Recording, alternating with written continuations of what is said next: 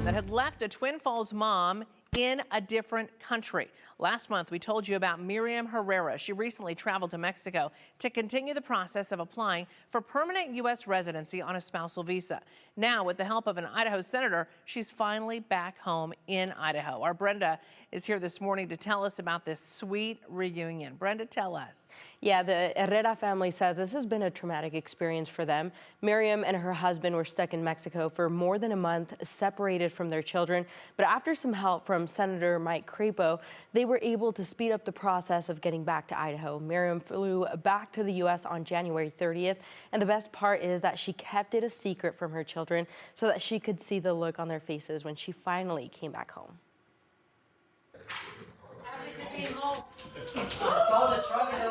A sigh of relief for a Twin Falls mother who was stranded in Mexico after her immigration application was rejected.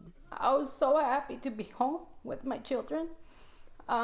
It was just an unbelievable moment. It felt like I was dreaming at the time, but I'm happy to be home. Miriam Herrera and her husband, Valdemar Tito Herrera, flew to Ciudad Juarez, Mexico at the beginning of January to continue her process of becoming an American citizen.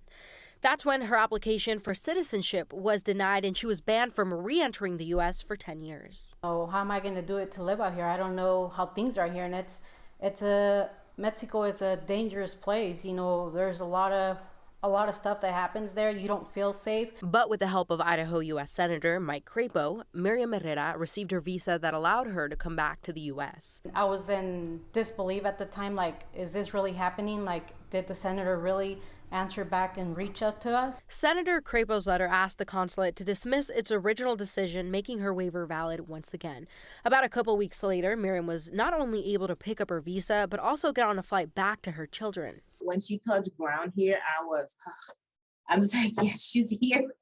I can chill, I can relax. So grateful for the attorneys, all three of them that are familiar with our agency were, put into action, and they helped this family out. So I want to know what's next for you.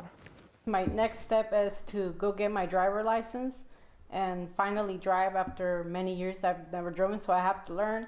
And the other one will be help my husband with his business and go to school for a career. And now Tito and Miriam want to pay it forward and help those who might be going through the same situation through a new YouTube series. Someone who's starting the process, I would tell them to be more involved in your community and always give with a big heart.